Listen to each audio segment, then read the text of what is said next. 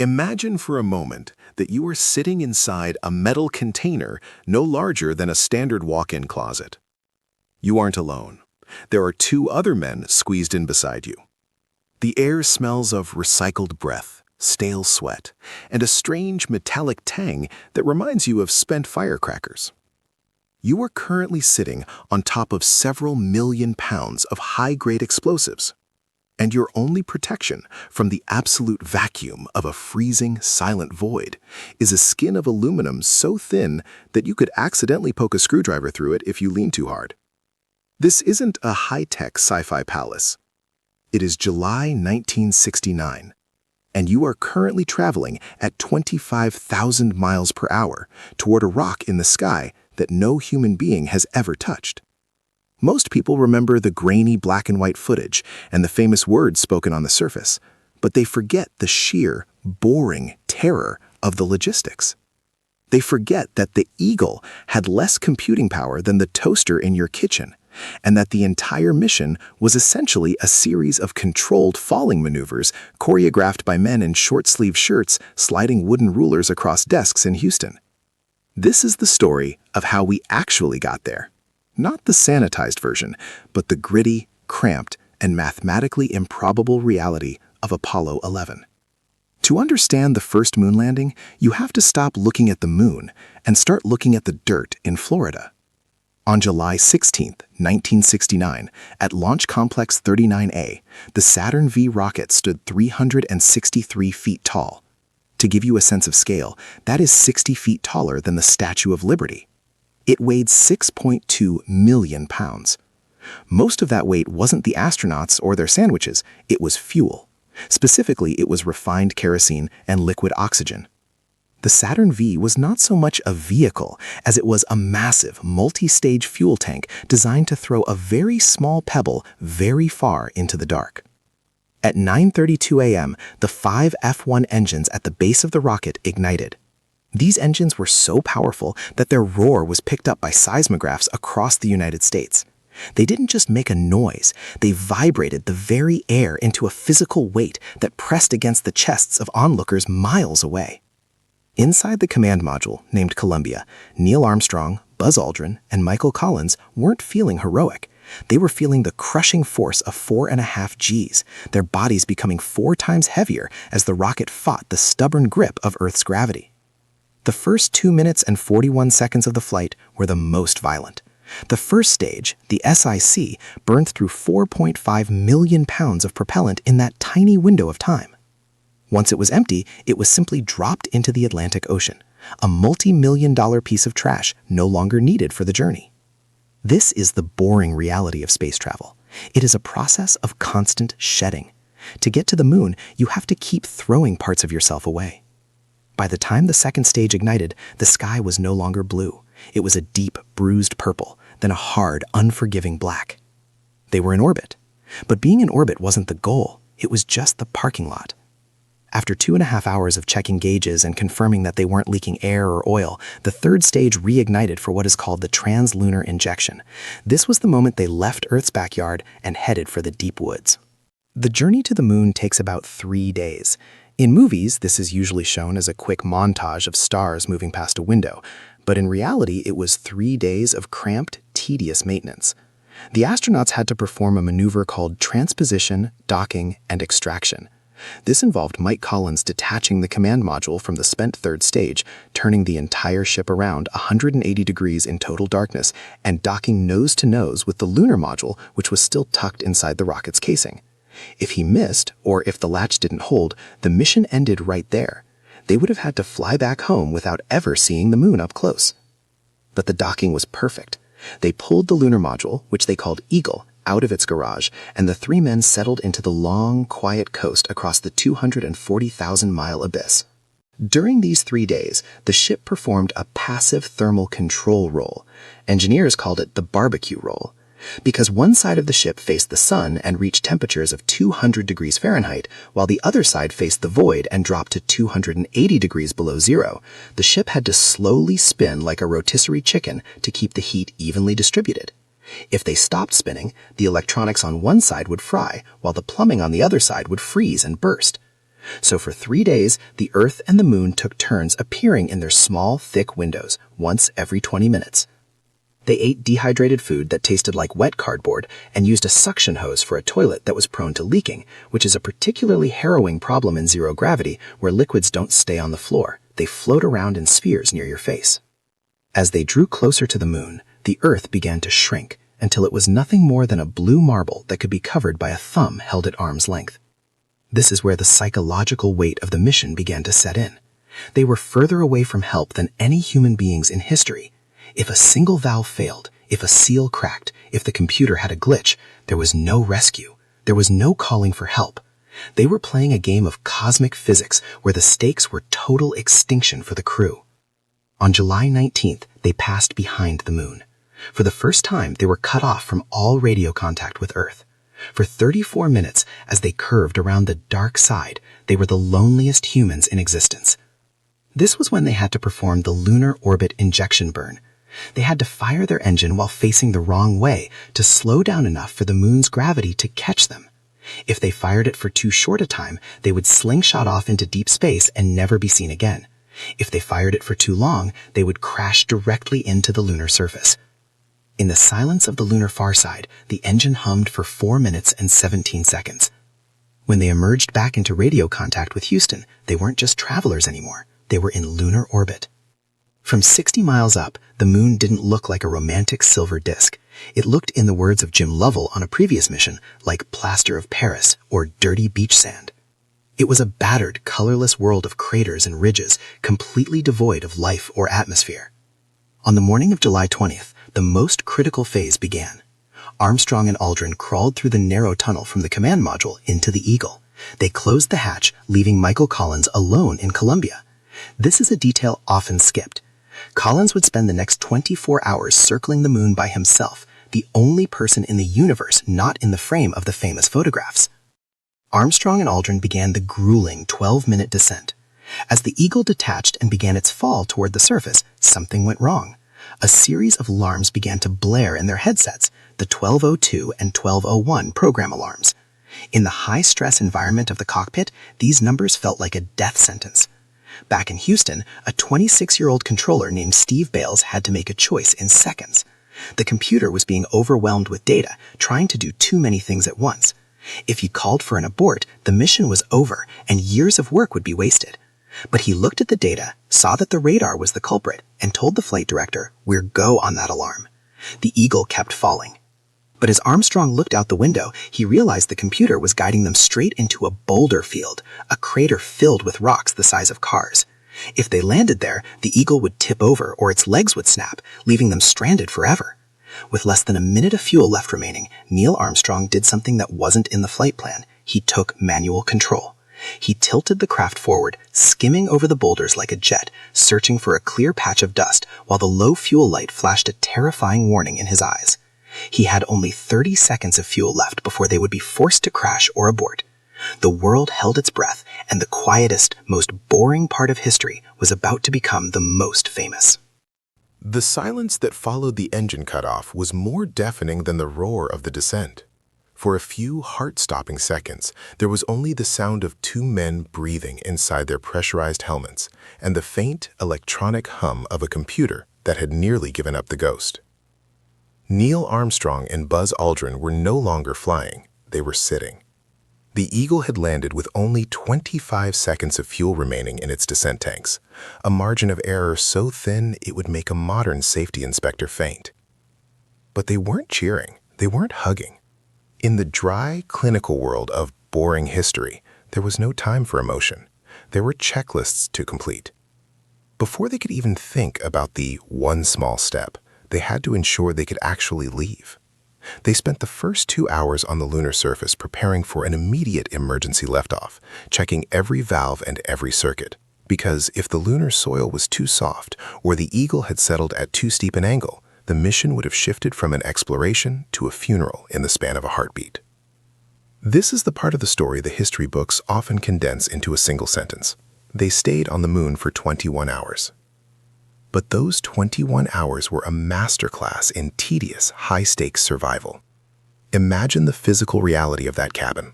The Lunar Module had no chairs, To save weight, the engineers had stripped out everything that wasn't strictly necessary for flight. Armstrong and Aldrin stood for the entire duration of their stay, tethered to the floor by cables to keep them from drifting in the 1/6 gravity. The windows were tiny, triangular slits covered in thick layers of glass and plastic, offering a pinched, distorted view of a gray and tan wasteland. While the world waited for them to open the hatch, the two men were busy with the stay, no stay sequence. This was a series of scheduled check-ins with Houston where the flight controllers analyzed the health of the spacecraft.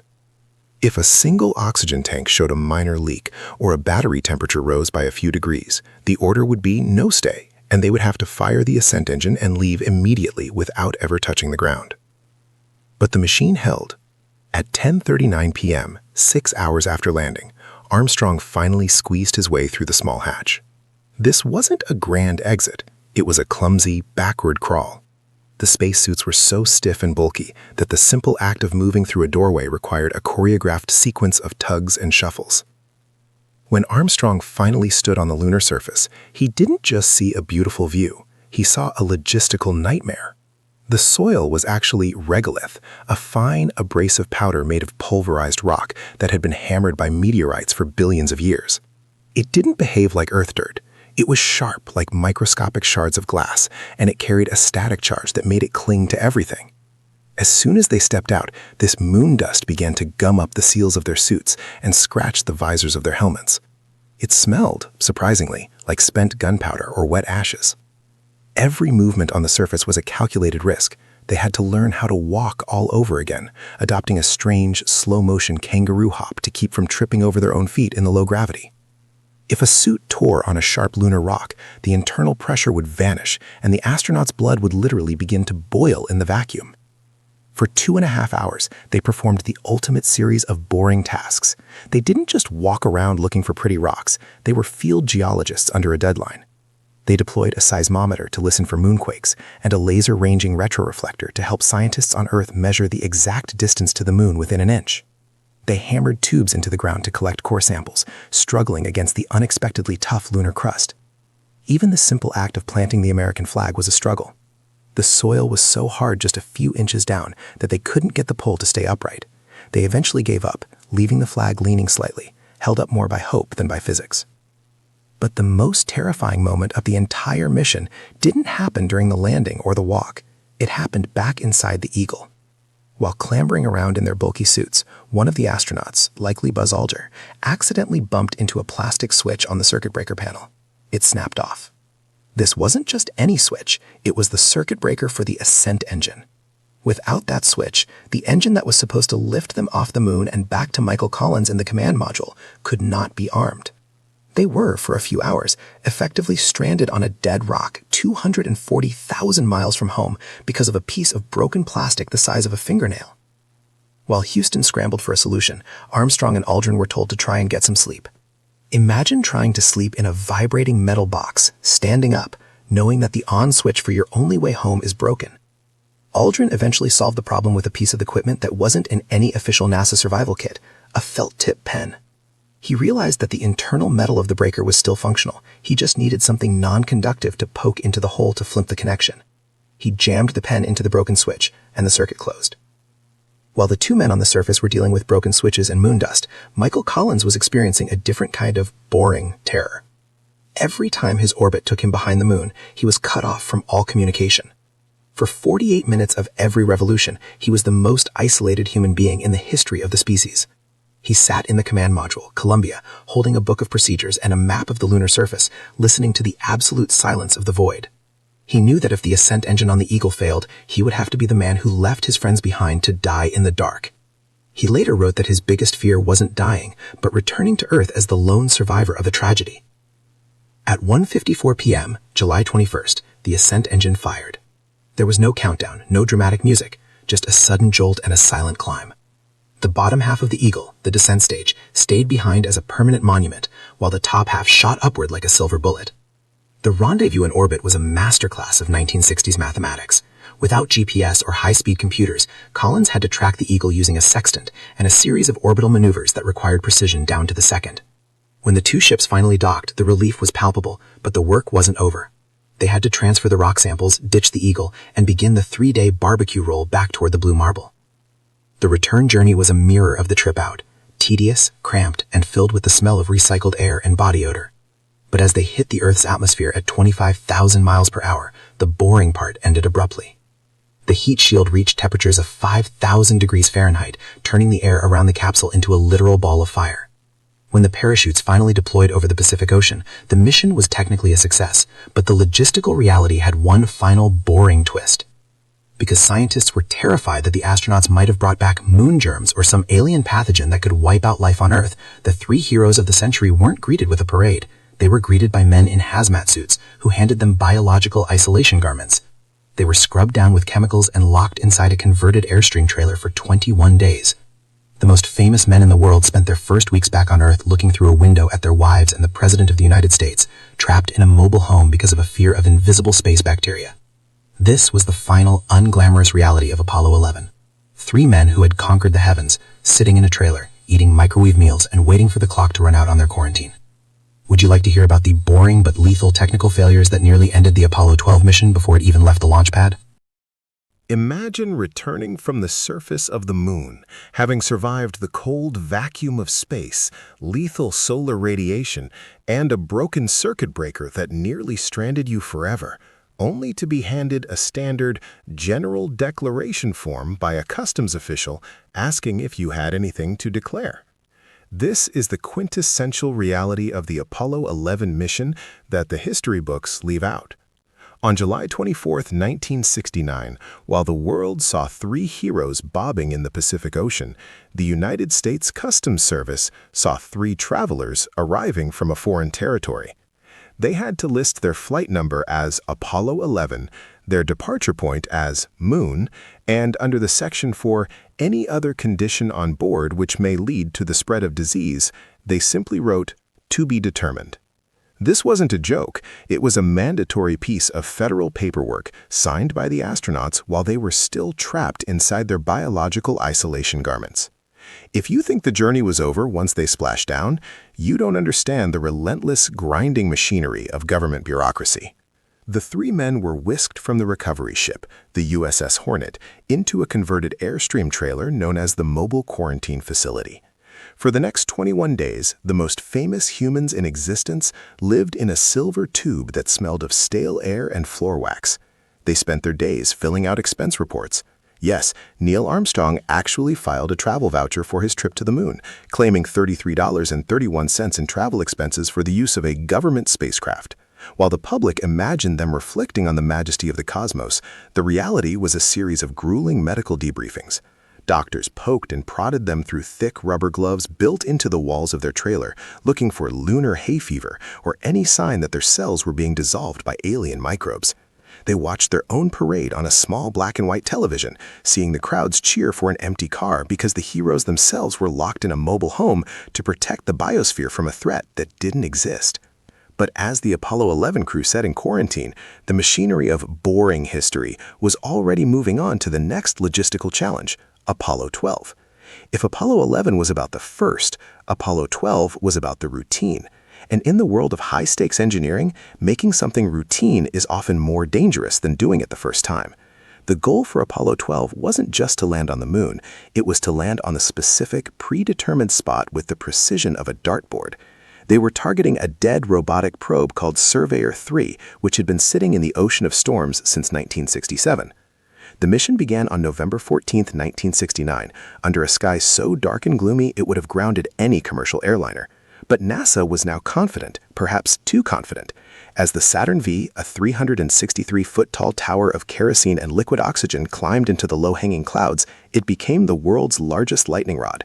At exactly 36 seconds into the flight, a massive bolt of lightning traveled down the ionized exhaust plume of the rocket and struck the craft, surging through the command module Yankee Clipper.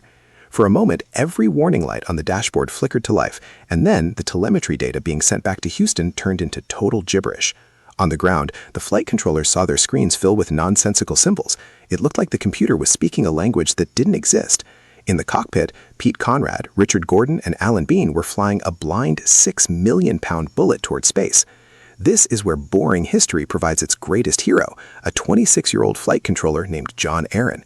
While everyone else was panicking, Aaron remembered a peculiar technical anomaly he had seen during a routine simulation a year earlier. He calmly keyed his microphone and uttered a phrase that has since become legendary in the annals of engineering. Try SCE to aux. The astronauts had no idea what that meant. Neither did the flight director. SCE to aux referred to a tiny, obscure switch for the signal conditioning electronics. It was a switch so rarely used that most pilots didn't even know where it was located. But Alan Bean, the Lunar Module pilot, remembered it. He reached up, flipped the switch to the auxiliary position, and suddenly, the gibberish on the screens turned back into data. The mission was saved by a piece of obscure hardware knowledge that took less than a second to execute. No explosions, no dramatic speeches, just a flick of a finger on a secondary power supply switch. Once they reached the moon, the boring precision of the mission truly began. Unlike Armstrong, who had to dodge a boulder field and nearly ran out of fuel, Pete Conrad executed a pinpoint landing. He brought the Lunar Module, Intrepid, down just 538 feet from the Surveyor 3 probe. This wasn't just showing off, it was a test of the navigational math that would be required for all future missions. Conrad's first step on the moon was a direct contrast to Armstrong's solemnity. Pete Conrad was a shorter man, and as he hopped down from the ladder, he quipped, "Whoopee, man, that may have been a small one for Neil, but that's a long one for me." It was the first sign that the moon was becoming a place where humans could actually live and work rather than just survive. But the work itself was the definition of tedious. Conrad and Bean spent nearly 4 hours hiking across the lunar surface to the old Surveyor probe. Their job? To cut pieces off it with pliers. They needed to bring the camera and some tubing back to Earth so scientists could study how 3 years of exposure to the lunar environment had degraded the materials. It was a salvage operation in a vacuum. But the moon had one more boring surprise for them. During their moonwalk, they realized that the fine lunar dust was more than just a nuisance. It was a mechanical predator. It got into the joints of their suits, making it harder and harder to move. It coated their tools, making them slippery. By the time they climbed back into the Intrepid, they were covered in it. When they repressed the cabin and took off their helmets, the smell hit them. That same metallic, spent gunpowder scent Armstrong had reported. But now it was everywhere. It got into their lungs, causing lunar dust hay fever. It got into the electronics.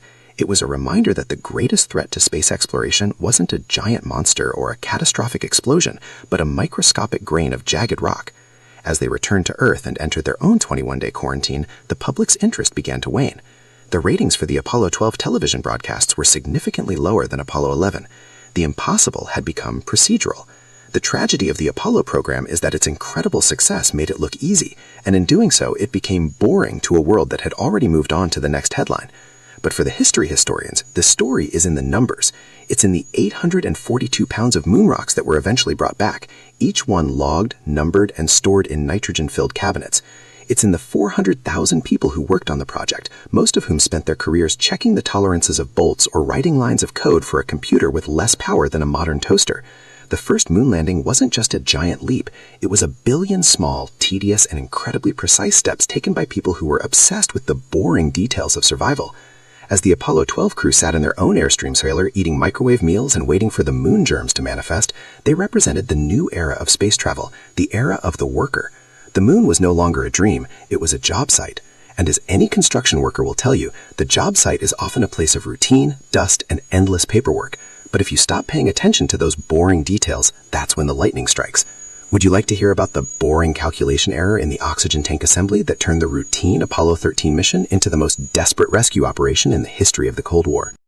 In 1965, a mid-level engineer at North American Aviation sat at a cluttered desk and signed off on a change order for a small component called a heater thermostatic switch.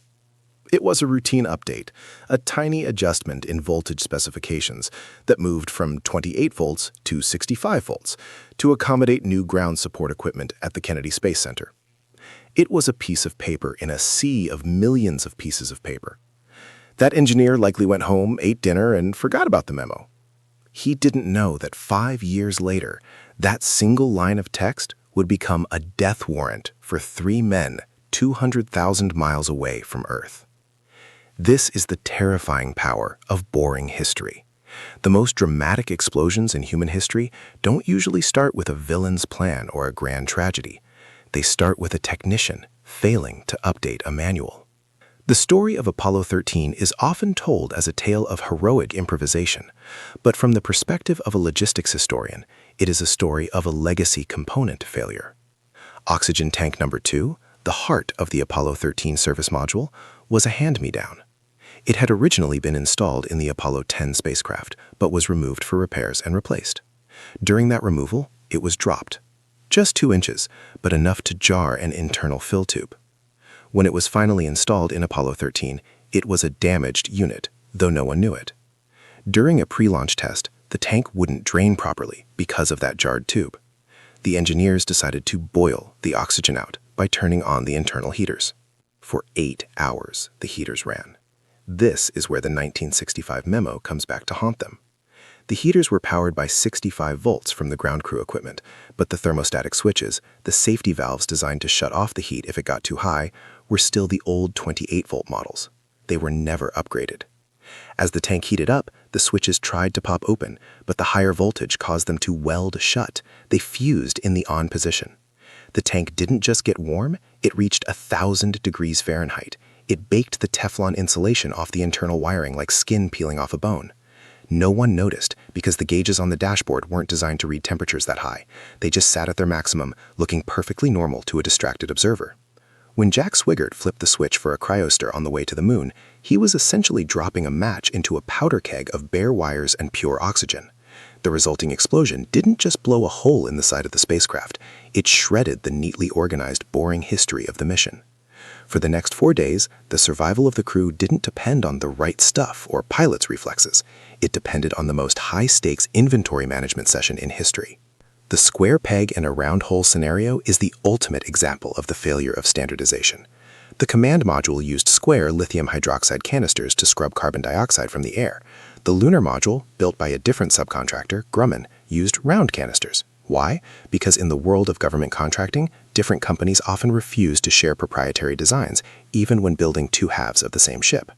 As the crew moved into the lunar module to use it as a lifeboat, they realized they were literally suffocating because of a lack of a universal mounting bracket. In Houston, a team of engineers was tasked with a boring logistical puzzle.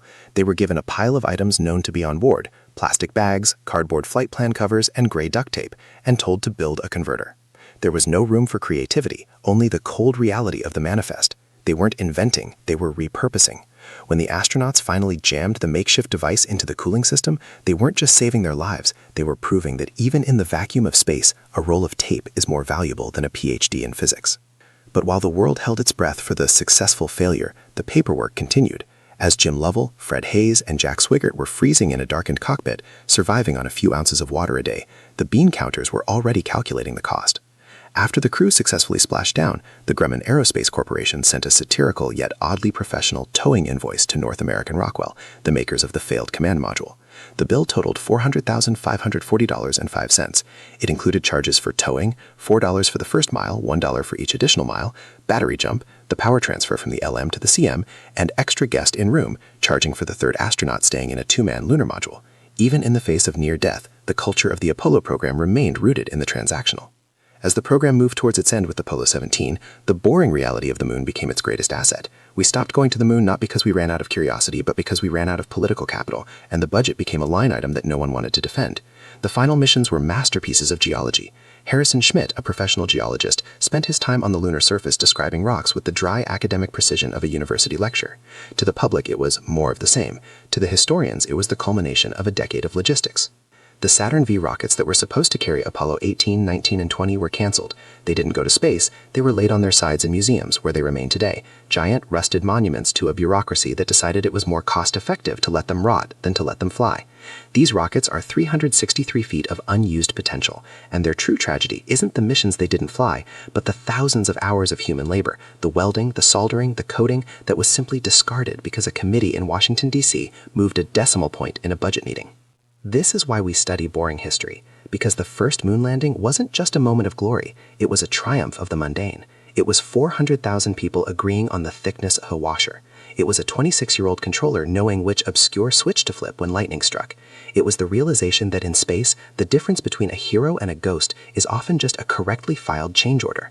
As we look towards the Artemis missions and the return to the moon, we shouldn't just look at the shiny new rockets. We should look at the procurement contracts. We should look at the standardization of the bolts. We should look at the boring details of how we manage the air we breathe and the water we drink. Because as Apollo 13 taught us, space doesn't care about your speeches or your flags. Space only cares if you check the voltage on your thermostats in 1965. The legacy of the Apollo program isn't found in the footprints in the Sea of Tranquility. Those will eventually be eroded by solar wind. The real legacy is the General Declaration form signed by Armstrong, Aldrin, and Collins. It is the travel voucher for $33.31. It is the proof that even when humanity reaches for the stars, we bring our forms, our switches, and our mistakes with us. The moon landing was the greatest logistical achievement in the history of our species, and the most fascinating thing about it is how incredibly, beautifully, and dangerously boring it actually was. If you want to understand the future of humanity among the planets, don't watch the science fiction movies. Read the technical manuals, because in the cold, dark silence of the void, the only thing standing between you and the end of your story is the boring work of the person who came before you, and if they did their job right, you'll never even know their name.